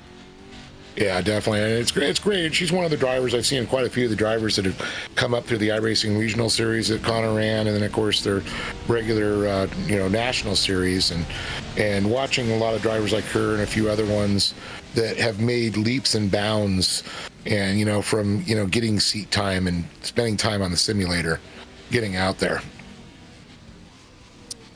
Seat time is seat time, and the more practice that you get, the better off you're going to be. I see somebody, it looks like Cody Vanderveer has hopped into the broadcast chat with us, finished P10 in that Pro 4 truck. How was it out there for you, Cody? It was all right. Pro 4s are really not my strong suit. I like the Pro 2, so felt decent, but I'm ready to throw down on these Pro 2s and see if we can run away with these. With all my teammates and everybody, we can get out front and maybe hold these guys off. So Dave and I were just kind of talking about that Pro 2 versus Pro 4, and you're definitely leaning more. Are you more comfortable in the two-wheel drive than the four-wheel drive? That's just more suits your driving style? Yeah, I'd definitely say so. I just come from all sorts of either racing or just driving, and I like the drifting aspect of it, and I feel like it really suits my needs. The Pro 4 just feels like a rally car to me, which I don't really gel with too much. It's not really like what I enjoy and what I feel comfortable with. So yeah, I just feel like I'm more consistent, and I could put down better times. I always seem to have better results in the Pro 2, especially with the top guys. As Pro 4s, I'm not on the top there. So I definitely feel a lot more comfortable in the Pro 2. Well, and Cody, I don't know how you feel about it, but usually those Pro 4s kind of with that rally car feel, once you get kind of in that P10, P15, that racing is incredibly tough back there. There's a lot of contact that's made. Yeah, no, there definitely is. There's some racers and there's some people out there in some ways that just isn't the greatest, but yeah, there's some battling going on back there, people give it all they got right now because they all want to be number one. So I guess my last thing that I got for you, since you're going to be in the Pro 2s, I know you can't give away everything in terms of strategy, but do you have maybe something, a little bit of a plan in mind going into this one? I hope that we all in Pro 2s just run away from those Pro 4s. Let's not get too crazy in the beginning so we can actually have a chance. So there's really no tactic to it. Crandon is Crandon, and with the start, it's someone of its own. I like dirt bikes and come from racing motocross, and so the Lanra start and all filing into one corner is something that I really like. But one day you could be number one, the next day you could be flipped out, as you guys all see. So it's just it's luck of the draw, really. Well, thanks for coming out and racing with us, and good luck in that Pro 2 race, or Pro 2 Thank versus you. Pro 4. I'm going to give it all I got. I appreciate it, guys. Well, Dave, that was Cody Vanderveer. He's going to go get ready in his Pro 2 truck, and looks like we've got practice for the next session starting up as well. I get a little time, these drivers that some of them are switching back to the Pro 2s. I mean, Keaton Swain just ran the Pro 4 race, but of course he's starting on the pole in Pro 2, and wrapping your head around of jumping from a four-wheel drive to a two-wheel drive and then back to a two-wheel drive after a four-wheel drive. It's got to mess with the head a little bit. I agree with you. We talked about how all seat time is valuable, practice is practice, but when you're literally jumping from one seat and then hopping into the other, I do think it can be a little bit of a mind tease, if you will. However, if you've got one that you strongly prefer, I think you will feel more comfortable in that chassis. Oh yeah, definitely. It's like Cody said, is, hey, this is what I was used to, and Vanderveer's like, this is what I'm used to, and then it's the mindset they have. It's that they're better. And I like how Vanderveer said, it's like he likes to do the slide, sliding around the corners a little bit. I kind of like that too. But I'll tell you, Pro 4, you point those things, they go. It's all car control coupled with vehicle dynamics and understanding what the piece of equipment is doing underneath you, right? And the inputs that you're providing that piece of equipment. And as long as you're able to wrap your head around that as a driver, then yeah, you should be able to quote unquote walk the dog is however you want to. It's just some guys prefer Pro 2, some guys prefer Pro 4. Now, I don't know if iRacing is taking this into account, but in real life, a Pro 4 is not a full-time four-wheel drive. And what I try to explain to people is it's hard to get those trucks to rotate and turn. It'd be like, let's say, a rally car is going around. These, if you let off the throttle in real life, it disengages the front diff. They either run a geared or a clutch system. There's two types that are out there. Now, when you get back on the gas, it re-engages it. So that allows these Pro 4s to rotate and turn. That's why you'll see a lot of guys backing them in. That's because that front diff is kind of disengaged a little bit. But as soon as they get back on, those claws are digging in the front. So it's a little thing about Pro 4s. I could very well be wrong over here. Now, I've had a broken foot for the last 10 weeks, so I haven't been able to hop in the simulator in a while. But usually the Pro 4s, I believe they do have the open diff going in, and then as soon as, like you said, roll onto that throttle, it should lock it up and then be able to drive it out. I've driven it, and I didn't think to pay attention to that, and that's what I was kind of wondering if iRacing has taken that into. They've taken so many of the other mechanics into it. The only thing you can't do is groove your tires. Yeah, I've been waiting for them to provide a few different options on the dirt road of the tire deal. But you're right. Yeah, you can't go in there and groove the tires, and I think that would be a fun aspect to add. Yeah, I know. Go in there. You can have your virtual guy cutting with the cutter, going across, cutting your cross cuts, your side cuts, your mud cuts, your leaf cuts. Enough, Dad is going to take those into the tires into the trailer, and who knows what he's doing with them in there. Exactly. Hey, man, I'm not going to put it past this. The iRacing, every time I've been part of this or watched it develop, it's, wow, they just did that. I mean, literally, when I watch this, I flash back to Crandon. It's like, oh my God, that's where I stand, and that's where I've been, and that's where I was hanging out. Oh, there's my campsite. No, just kidding. It is pretty neat, especially everything that iRacing does. I do feel like they're constantly adding stuff to make it for the better. It's not one of these companies that just has a product out there. They're actively involved with the community, which I think is pretty cool. Mm-hmm. Yeah, definitely. The only thing they're missing is not showing Jurassic Park. Oh my goodness. I'm so happy you brought it up because I love Jurassic Park. Now, is that a Crandon reference? Yes, that is a Crandon reference. That is the Jurassic Park's a campground back there, and they set up a giant slip and slide back there on the hill, and after everybody's done racing, they go play, and it's one of the things to just sit and observe.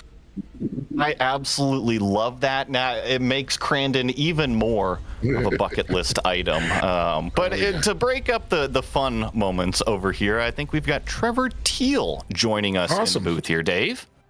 Hey, guys. Trevor, how you doing? I'm doing great. Enjoying this event. I was going to say, you having a good time, right? Yeah, we're trying to. My luck's been a little on the bad side this go around, but hey, we're still having fun. What are you going to drive a Pro 4 or Pro 2 in this one? I didn't see. I'm going to drive a Pro 2 because one of my drivers, Josh Edmondson, would say real men drive Pro 2s. What's he driving? If he's driving a Pro 4, I'm going to fire him. I was waiting for that one there. So Pro 2, is that your favorite vehicle to drive over the Pro 4? We've heard a couple of drivers, they've got their favorite, it doesn't matter what I drive. I like to slide, I like to do this. Yeah, I like them both. I mean, I guess it depends on the day for me, really. I'm kind of bipolar with it, but I do enjoy the Pro 2s more. It kind of feels more like a dirt bike to me, and that's where I come from, dirt bike riding. So yeah, it's really fun and just having a blast driving them. Yeah, I always say in real life, I've seen it so many times where, like your little skeleton, getting ready for Halloween back there. I always say that. Oh, that's your son. Would you feed the kid? He looks a little thin back there. Yeah, I don't want to talk about it. Well, trying to get child services involved. Yeah, thank you. But I always talk about the motocrossers or dirt bikers. In real life, they read the terrain a little bit quicker because you only got, the one wheel in front of you. And the trucks, reading that terrain also helps. Does that give you a little bit farther vision? Because we tend to look farther forward coming from the dirt bike backgrounds. Oh, absolutely. Like, that's one of the main things when racing dirt bikes is like, look in front of you. If you want to go where you want to go, you got to look in front of you because you're going to end up where you don't want to be if you're not. Yeah. And with a 4,000-pound truck or 3,500 with the Pro 2s, that's something you want to look where you're going and make sure you're in the right spot because otherwise you're going for a ride. Absolutely. Which is funny. I don't know if it was Travis's, 30th or 31st concussion, but it happened in the gravel pit. Coming out of the gravel pit a couple years ago when he came out, he goes, I just wasn't looking where I was going. Yeah. He has the attention span of a gnat. So he probably saw a squirrel and things happened. Was that a moose over there? Let's go look. Yeah, He ended up in the woods. This is real life going on, but he's got some time, of course, racing out in Crandon also. And does he ever give you you guys any advice from his experience at Crandon in real time and virtual? Oh yeah, he's always stepping in and letting us know what he thinks and what we could do better, and just giving support to the team. It's really awesome. All the guys over there at Channel 199 and Nitro Circus, they really help us out a lot. So it's fun getting them on the sim. We need to get them in one of these sometime, but we need to get them better on the sim first. We got to tell him there's no concussions involved. He's safe, and I'm sure his wife will be happy about that. Yeah, we've had that discussion a few times. Well, Trevor, I want to say good luck to you tonight, and I know you want to give a little love to some of your teams. I know Nitro Circus, and who else helping you out? Yeah, Nitro Circus, Next Level Racing, Racecraft, and real big shout out to all the guys on the team, especially the eNASCAR guys. They're going into the final race this week or 2 weeks from now. Unfortunately, got kicked out of the playoffs, but man, what a killer first season we had. So shout out to them, and my dad for the support, my girlfriend for support, and yeah, you guys for the broadcast. Can't appreciate y'all enough. Awesome. Trevor Teal, good luck in the Pro 2 as we get ready to go battle. Well, Joey's a little more inside, another Pro 2 guy. He said real men drive Pro 2s. I like the attitude, right? You got to have a little bit of an ego, and I actually think the revs are up right now, Dave. We're going to get those Pro 2s launching first. Green. In the gap. And we're green. It is a slimmer field in the Pro 2s, that's for sure. It is, and let's see about turn number 1. Oh, some contact there in the 4th row, and they're all pointed the right way at least. Yeah, it looked like the ping pong balls were out there for a second there. There's two coming around, and looks like we got him out and racing just in time. And these Pro 2s are going into the gravel pit. I just saw the Pro 4s launch off of that land rush start, so they've got a 3-turn and a half a lap lead as these trucks get going. Did you just see the 56 Drapke went all the way, slid through, didn't touch it? Oh, somebody found the tire. Oh boy, tractor tires are us. And it is busy. Connor Berry leads the Pro 4s, though, down into the gravel pit. Luke Knupp right behind that number 5 there, trying to slide it to the inside with that multicolored truck. And Connor Berry's just going to have the right side of the road going into the final turn. Well, of course, halfway through this race, we're going to go ahead and group them all back up. We'll go to that comp caution at lap number 5. But as we look out front now in the Pro 2s, Keaton Swain, Tyson Miller, Josh Edmondson, top 3 there, and back to Connor Berry, Luke Knupp, and James Burke, the top 3 of the Pro 4s. So we slide around. These Pro 2 trucks definitely sliding a lot more than those Pro 4s, but kind of a similar story where you got the top 3 trying to break away. And look at Edmondson give a big old hip check there to Tyson Miller, who slid wide on turn number 2. Let's see if Josh can get the pass done going down into the gravel pit. Does a nice job just kind of leaning on that number 90 and getting the traction coming out. Yeah, and he definitely filled that spot there, put his bumper right at the front nose there, and established the second slot there. Keaton Swain thought he might get a little gap at Edmondson coming on strong. As we're looking now at the Pro 4s in the middle screen there, you can see Connor Berry, Luke Knupp. You can't miss the Luke Knupp splash and glow. He's got that 90s retro day glows going there. You always try to come up with the best way to spot the truck, right? And day glow colors have been very, very popular in recent years, and I think one of the fun parts about sim racing, Dave, is the creativity aspect. These guys, all they got to do is open up Photoshop and they can play away. Yeah, Joe and I were talking about that last night. It's like in a real vehicle, how expensive it gets, design, wraps, and doing all this. You just jump on the computer and design, let your mind be creative. And I love it. And there's a lot of guys that are actually designing wraps for these drivers, like Tyson Miller, and, he's got the Terminator machine there. That was looking good. That was a very interesting wrap. But look at all the different. This really helps us differentiate the drivers too. Who's who in this world? You know, you can't miss the red line, black and red machine there. That's sticks right out. You know, we're seeing this there, and you can look. Let's see, go there. And of course, the Shenandoah Shine there, Crystal King we've talked about, and the Parsons Chevrolet, Days of Thunder, baby. Heck yeah, absolutely. But you bring up a really cool point that I kind of wanted to highlight, actually, is that a lot of these, call it painters, they've actually kind of gotten some level ground on their feet, that they've been able to do this in iRacing so long that you're right. Some of the local vinyl shops and whatnot have actually hired some of these guys because you can do this in Photoshop and then simply apply it to the PSD file and off you go with the printer. Oh, yeah. I mean, these are some great ones. I've seen a lot of guys in real life of getting that creative, and a few guys from iRacing have actually designed some real-life trucks.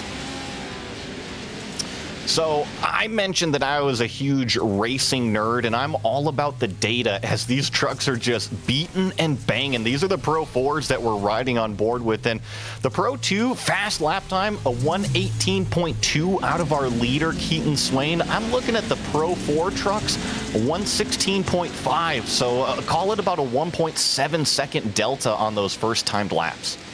Yeah, even in real life, I've seen in the past anywhere from 1.5 to 2.5 seconds, and that in between is the difference between the speed of a Pro 2 and a Pro 4 time-wise around this track.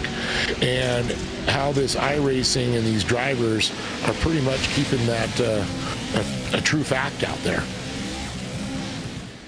And when we talk about the racing itself, I think that the tough part, look at that big old slider down into the gravel pit there, elbow him up and out of the way. But yeah, Trent Briley. The Pro 4s, they're going to have to get their way through the Pro 2s. It's not just that they disappear and evaporate from the racetrack. They still got to pass them. Yeah, and we're on lap 4 right now. We're going to re-rack, but they're also going to keep that gap. So they're not going to, Pro 4s won't be right up on the back of the Pro 2s. So they're going to have to do their work again. All this work that they made up now, it's going to be a shorter gap that we see. But we can see them all running up here. And establishing your position now in Pro 4 will get you the run for the last 5 laps going after the Pro 2s. Replay from Jake Alexander there in the 251. That might have been on one of the opening laps there. Just actually landed on top of another truck. Thankfully, was able to keep it going, point it the right direction, and continue on with the race. And this is back live here with Johnson in 20th place, chasing down Hank Soros right in front of him in that 67. And we talked earlier, a couple of drivers, how busy it gets in the back of the pack there when you're, sitting in that 15th, 16th position, and how the elbows come out, and you're really trying to fight your way and establish it. And I'm also looking at the lap count, because we're going to be coming up on that competition caution, and I'm trying to see where these lead Pro 4s are. Looks like Connor Berry's made his way up to 11th as we get that replay of Wes Graham. Wes Graham, yeah. Playing turtle on the wrong side. Yeah. Turtle. Anyways, back to what I was trying to point out. It looks like Connor Berry's made his way up to 11th and is about 2.5 seconds behind the back of the Pro 2 field currently. Yeah, we can see that there. Alexi Vidget. And then great shot there of Austin Schreiber, doing his loop-de-loop around there. It's a replay from earlier on there as we go back live to, we got a battle going on here. It's like Crystal King and Brody Duscher. Speaking of Crystal King, I love the livery that she's got. I know it's not a true Toyota TRD livery, but it looks so gosh dang similar. It really draws back the memories for me, for sure. Reminds me a little bit of the old Ivan the Iron Man Stewart colors there. Totally. That's for sure. Yep. Yeah.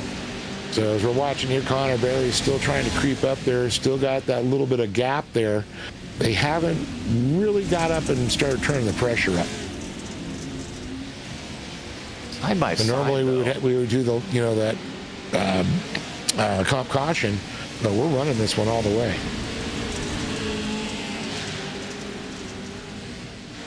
See how they get out of this corner here. See if Crystal King can kind of separate herself from the trucks directly behind. It looks like she was able to get the traction down. Let's see if she's able to make a move on Trenton Briley. Really throws it in early. Does she get the front of the truck? Yes, she does. Nicely done from that 278. Yeah, I don't know if you saw that. Zach Drapkin doing the Huckenbuck there going into Cowboys corner. I thought the rear end was going over the top there. 3 wide. Oh, clips the wall there. Drapkin makes a pass. James Burke there, we're looking at him going around. And then back up, we see Luke Knupp. He is trying to make it up there. It looks like he's now making their way. They're into the Pro 2s now. Yeah, so Connor Berry's trying to get through, as well as, oh my goodness, Dashley just landed on one of those Pro 2s. He landed on the number 47 of Austin Schreiber there. That was a little bit of a moment because these Pro 4 trucks, they can't really slow down. They can't let these speed bumps of Pro 2s hold up their progress. Yeah, it's like he was trying to stop a bowling ball going down the lane. I think he referred to it almost.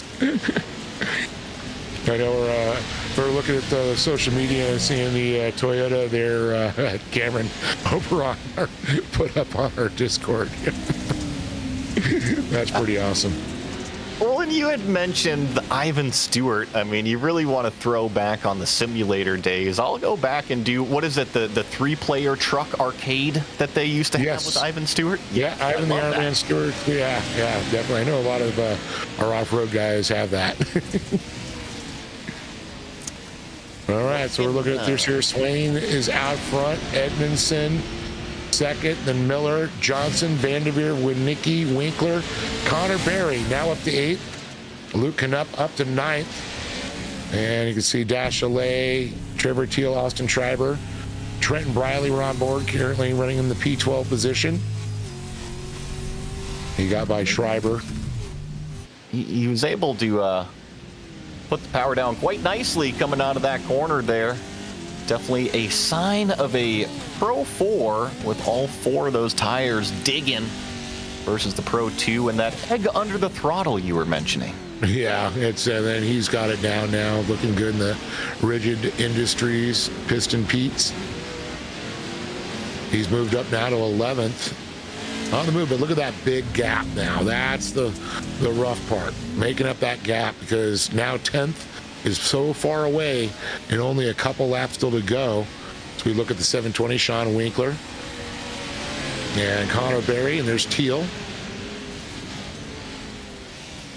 So we're going to be coming up to, call it 2 laps to go when we complete this one. Is just more lean in here in turn number 2 as the 5 gets around. That's Knupp going around Winkler there. So these Pro 4s are definitely officially leaning on the Pro 2s in order to get up to the front in time, because I think with, call it 2 laps left, I just don't see Connor Berry being able to make up that time gap. I really do feel like in terms of the overall, the Pro 2s have got it.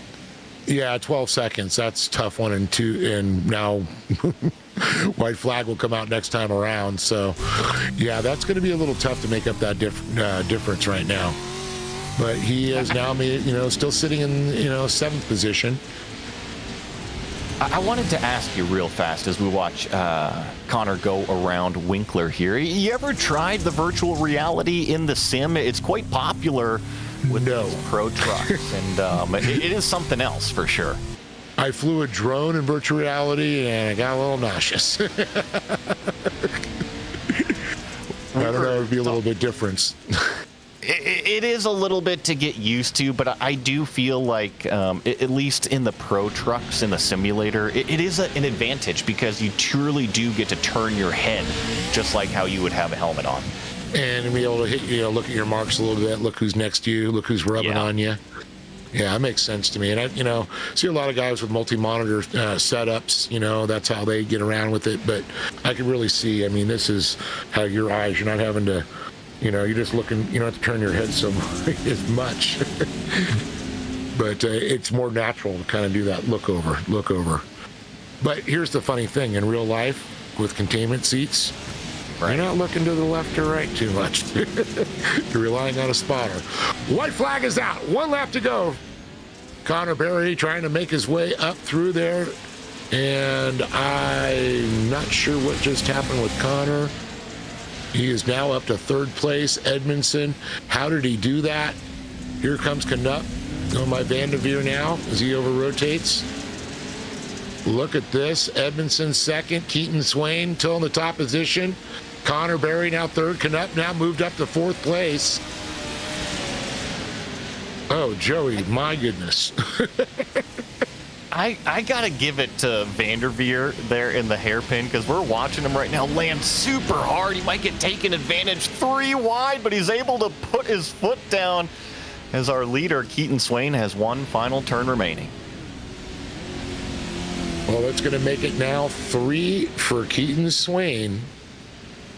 He's got the trifecta, so it's going to be Keaton Swain. Here comes Josh Edmondson. He'll be the second Pro 2, and Connor Berry going to be the first Pro 4. Luke Canuck be the second Pro 4 as parks fly across through Calamity Corner.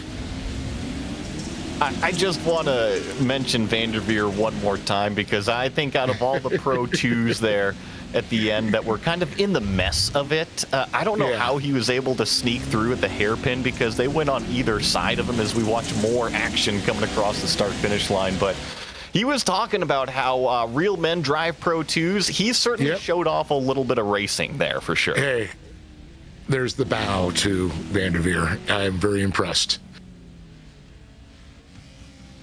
But Keaton Swain, boy, I tell you, he is on a roll. Guy could drive anything. So it's going to be Keaton Swain, Josh Edmondson. Those are the 2 Pro 2s. Connor Berry's going to be the first Pro 4. He'll be third overall. Luke Canuck, Nicholas Dashalet, Cody Vanderveer, Greg Johnson, Trenton Briley, Sean Winkler, and Cody Winicki round out our top 10. Connor Berry had the fastest lap on lap number 7. He set the mark there, as that's why we saw him move up there. Crystal King, 11th. Zach Drapkin will be 12th, followed by Brody Duscher, Cross Kirchmeyer, James Burke, Quentin Johnson, Hank Soares, and Jacob Alexander rounding out our field. So we're going to go ahead and see if we can get our winner here. Waiting on Keaton Swain. Yeah, just jump in here real fast. I love these Pro trucks, whether it be the Pro 2s and the Pro 4s, and I think that the Pro 2s definitely showed up tonight. Oh, yeah, without a doubt. So impressed. I mean, you sat there with Vanderveer, so that was incredible. Well, it looks like we got Keaton Swain. Keaton, you with us? Yes, sir. Mr. Trifecta. That's 3 now. Yep. I mean, I don't want to ask a stupid question, how do you feel, but how does it feel to be the most winningest driver so far in the iRacing World Cup? Oh, it finally feels good to have something a little up on Connor. He's got me beat just about everything else, so check that one off the list for now. I'm sure he'll get his shot, though, throughout the years coming, but it was a pretty good race. I think the gap, had it been done correctly, I heard there's a little bit of miscommunication. I think it would have been really close, but I ain't mad about it. I'll take it. Never complain about a win. Definitely. Were you feeling the pressure from Josh as you're moving around? Was your spotter telling you, here comes Connor? What was going on?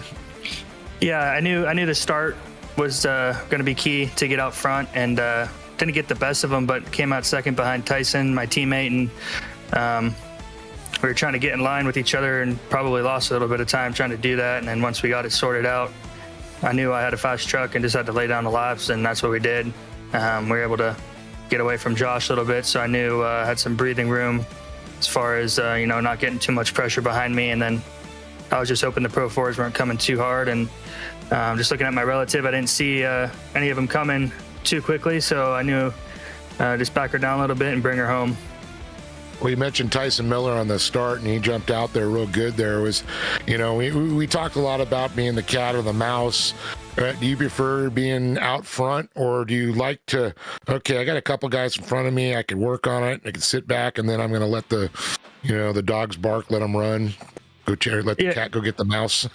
Yeah, it just depends on the situation. If I'm feeling comfortable, I don't mind being up front, but I also don't mind being the second guy. But I knew with our speed in the Pro 2 that I'd rather be up front tonight, and I think it showed. We had a pretty fast truck, and obviously we were able to run away with it there for a little bit.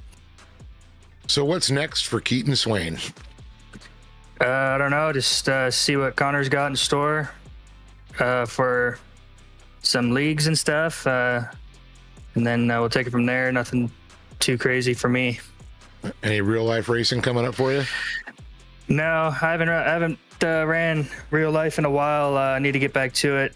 Been missing it, but the older I'm getting, the busier I'm getting. So we'll see. Maybe one of these days we'll get back out there. Well, it'll be great to see. I always enjoyed watching you drive in real life, and I really enjoyed watching you take the win tonight. I know you got some people to thank for this, Keaton Swain, Mr. Trifecta. Yeah, I got to thank sim coaches, everyone on my team, Factory Sim Sport, everyone that helps Connor's League out, and of course you guys for doing the broadcast and making us look good out there.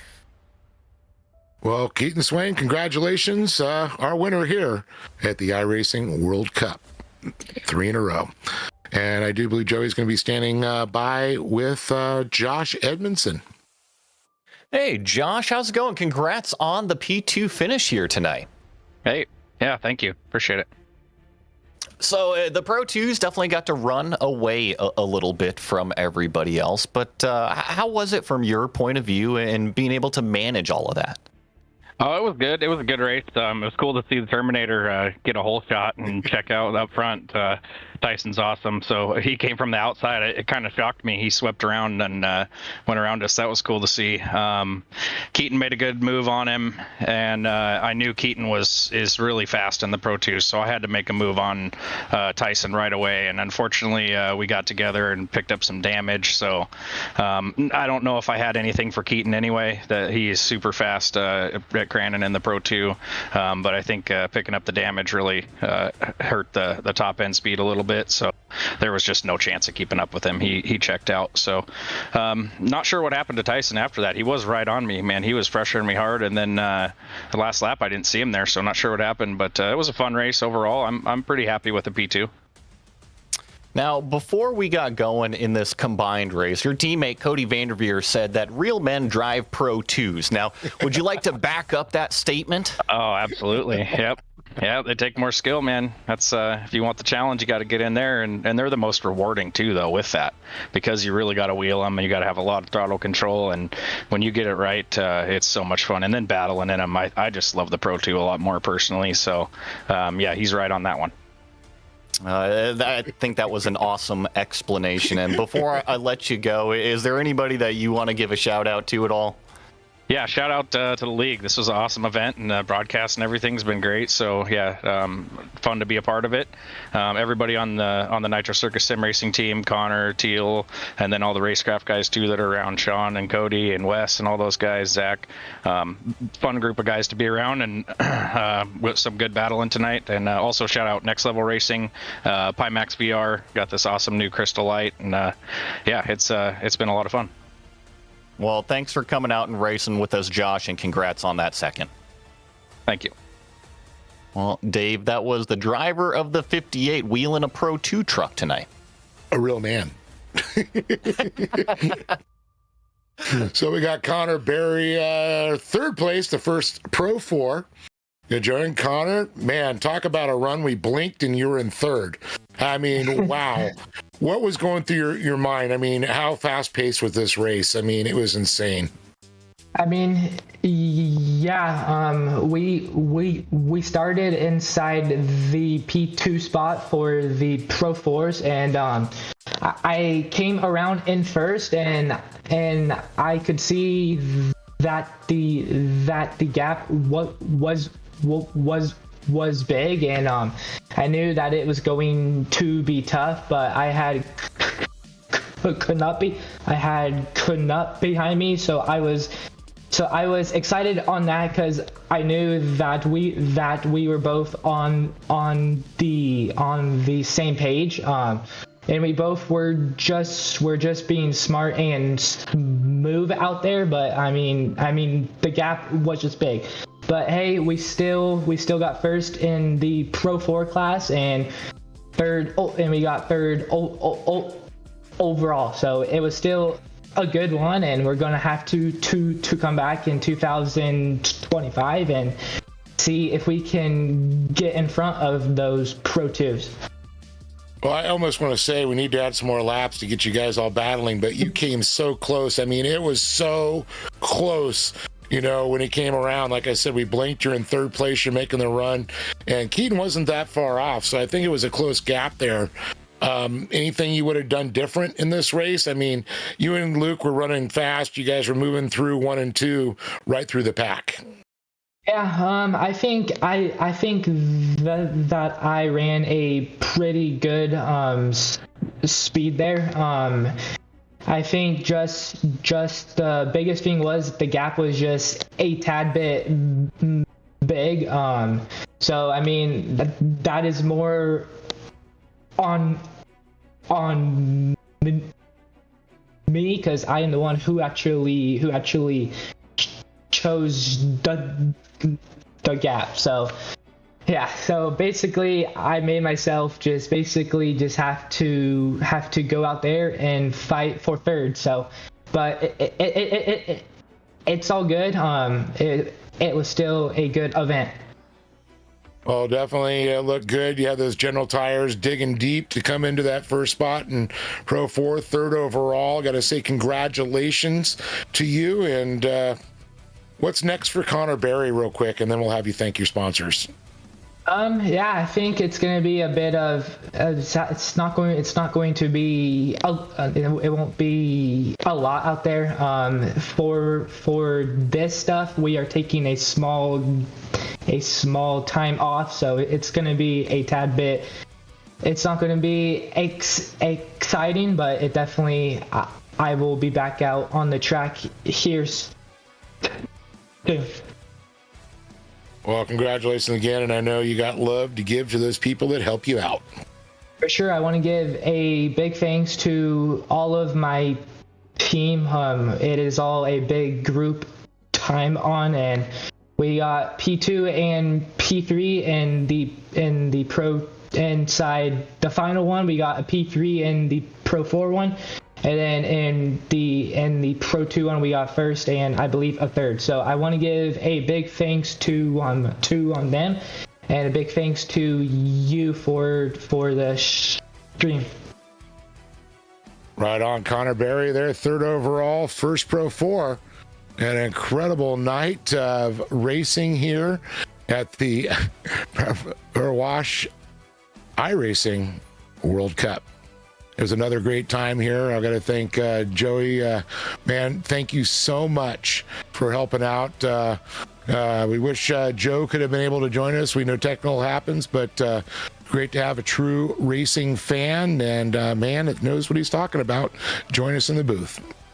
All right. I appreciate all the very kind words, and I think real fast, I think we've got Luke Knupp in here as well. Oh, okay. He was the second place finisher in those Pro 4s, fourth overall.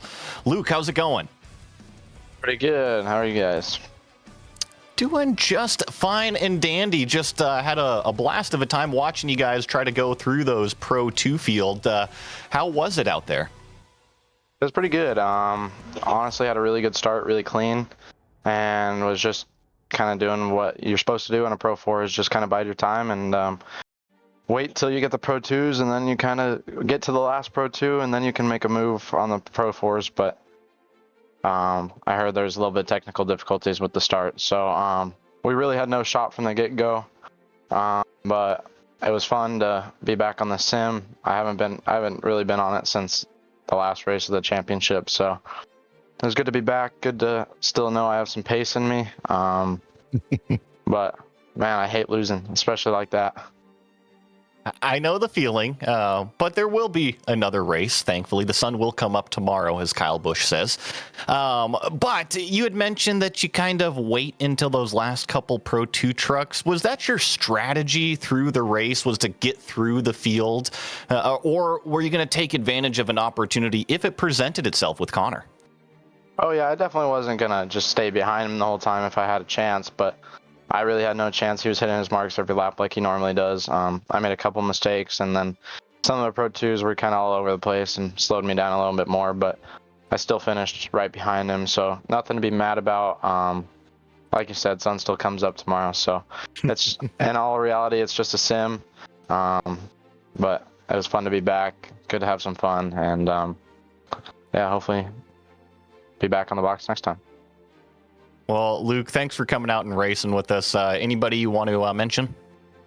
Yeah, for sure. Just want to thank Splash and Go Graphics, the whole Team Gold team for all they do. Trenton didn't have a great night, but he gathered it up for the Pro 4 Pro 2 race.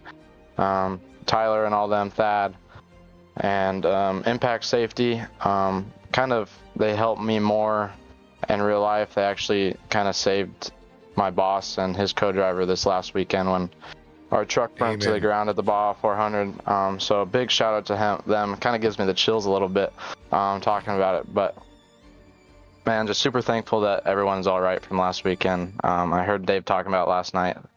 He said the same thing. So just got to thank Impact, everyone else who supports us, you guys for putting this on, Connor, all the whole staff for iRacing Short Course for all they do. Another really stress-free race, and so appreciate all they do, and yeah, hopefully be back for the next one.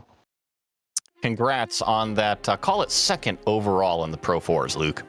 I'd say second.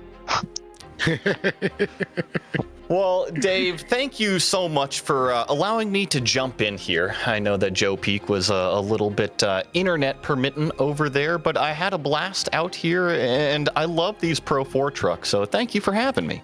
It was awesome. I gotta say, man, what a great AM pressure washing iRacing Short Course World Cup this was. And we've got a 3-time champion, and I know a lot of drivers are going to be gunning for him. So for myself, Dave Arnold, Joey Atterbury, we'll see you next time on The Dirt.